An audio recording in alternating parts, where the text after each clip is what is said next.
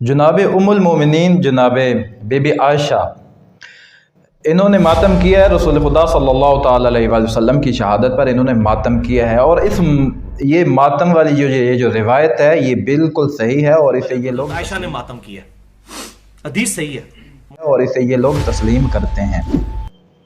لیکن علمی کتابی صاحب اٹھے اور انہوں نے جو ہے نا دفاع کرنا شروع کیا اپنے مسلک کا کہ جی نہیں جی وہ رجوع ثابت ہے، جی اس وقت وہ چھوٹی تھیں، میری کم عمری تھی جس سے یہ کام مجھ سے سرزد ہو گیا، تو یہ تو رجوع ثابت ہو رہا ہے۔ یہ تھا وہ تھا جناب، آپ نے خود بتایا کہ 18 سال اس وقت ایج تھی، کم عمر تو 18 سال ہی تھی نا۔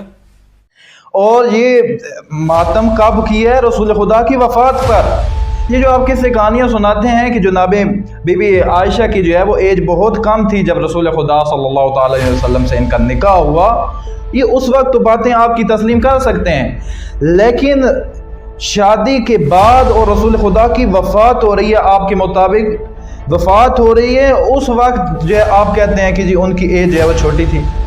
جی اس جملے سے ان کا رجوع ثابت ہوتا ہے۔ اچھا رجوع ثابت ہوتا ہے تو بسم اللہ ذرا روایت پھر سے دیکھیں۔ انجینئر صاحب آپ کہتے ہیں کہ ان کے مولویوں نے پوری روایت نہیں پڑھی ہوتی، ذرا پھر سے دیکھیں روایت کا آخری حصہ کیا ہے؟ وَقُمْتُ أَلْتَدِمُ مَعَ النِّسَاءِ، بی بی فرماتی ہیں کہ میں اکیلی نہیں، ماتم کس نے کیا ہے؟ ساتھ قُمْتُ أَلْتَدِمُ مَعَ النِّسَاءِ، عورتوں کے ساتھ مل کر ماتم کیا ہے۔ جناب آپ کہتے ہیں کہ جو رجوع ثابت ہے، ٹھیک ہے آپ کی بات مان لی بھائی، آپ کی بات مان لی کہ جناب عائشہ کا رجوع ثابت ہو گیا، آپ کی بات جس طرح آپ نے کی ہے، اس روایت سے جناب بی بی عائشہ کا رجوع ثابت ہو گیا۔ بسم اللہ آ جائیے، تشریف لائیے اور ثابت کیجئے کہ یہ جو باقی عورتیں ہیں ان باقی عورتوں نے کہیں رجوع کیا ہو۔ جناب عائشہ تو چلو چھوٹی تھیں، یہ باقی عورتیں بھی چھوٹی تھیں، اور سوال ہے انجینئر صاحب بتائیں کہ باقی عورتیں کون سی تھیں؟ باقی عورتیں کون ہو سکتی ہیں؟ یا ازواج نبی ہیں، یا صحابیات ہیں، یا ازواج نبی اور صحابیات ہیں۔ بسم اللہ تشریف لائیے، اور یہ میرا چیلنج ہے، میں کہتا ہوں اگر کوئی بھی انجینئر صاحب یا کوئی بھی بندہ ان باقی عورتوں کا، ان باقی خواتین کا رجوع ثابت کر دیں، باقی لوگوں کا مجھے پتہ نہیں، میں اپنی بات کرتا ہوں کہ میں اپنی ساری زندگی کبھی اس روایت سے یہ نہیں کہوں گا کہ اس روایت سے ماتم ثابت ہوتا ہے، اس روایت سے چیلنج ہے۔ بسم اللہ ویڈیو بنائیں، ویڈیو دکھائیں باقی عورتوں نے رجوع کیے، رجوع ثابت ہے۔ جی رجوع کیسے ثابت ہوتا ہے؟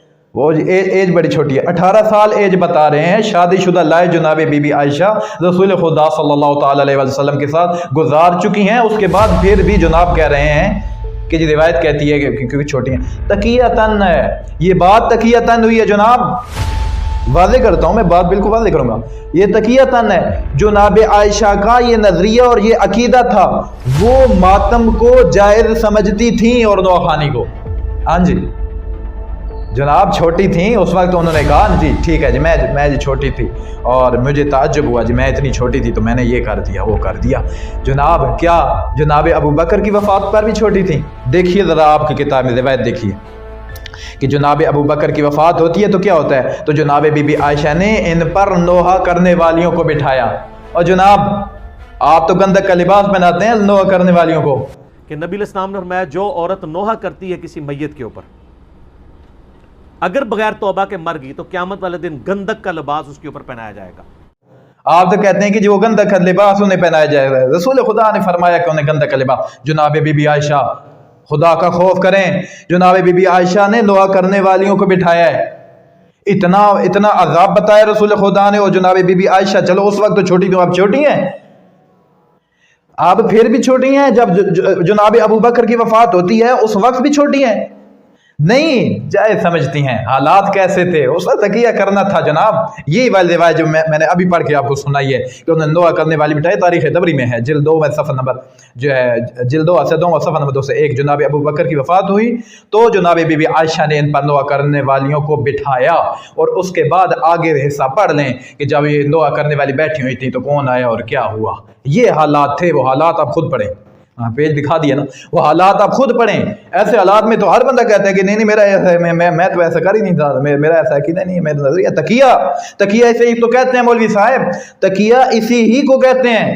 आप आए हैं रुजू साबित करने के लिए, बिस्मिल्लाह। आपने कहा कि बीबी आयशा का रुजू साबित है, हमने आपकी बात कुछ देर के लिए मान लेते। आप कहते हैं रुजू साबित है, तो बाकी जो औरतों के साथ मिलकर मातम किया है उनका रुजू दिखाएं। आप कहते हैं एज छोटी है, तो जनाब क्या जनाब अबू बकर की वफात पर भी एज छोटी थी? जिस तरह आपके यहाँ मातम हराम है, इसी तरह नोआ को भी आप लोग हराम समझते हैं जनाब। तो फिर नोआ करने वालियाँ बीबी ने बिठाई हैं, बीबी आयशा ने बिठाई हैं। ये दो पहले मातम किया, उसके बाद फिर जनाब अबू बकर पर नोआ करने वालियों को बिठाया। इससे साबित होता है कि जनाब बीबी आयशा नोह और मातम को अच्छा समझती थी, जायज़ समझती थी। उन्होंने मातम भी किया, उन्होंने नोआ भी किया।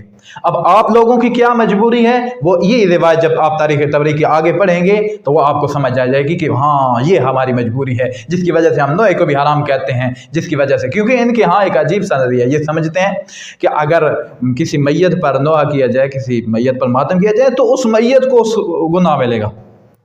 मातम हम करेंगे, काम हमारा, फेल हमारा, और गुनाह उसे मिलेगा।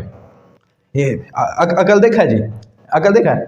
इनका ये नज़रिया है कि अगर जनाब आयशा जो है वो वहाँ बैठती और नोहा करती, मातम करती, तो वो जो मैयत है उससे गुनाह होता है। वो जुनाह वाला बाकी साहबियात को भी जुनाह वाला, एक औरत को तो पकड़ के जुनाह वाला फिर मारा। आप देखें तारीख़ तबरी में, एक औरत को पकड़े मारा।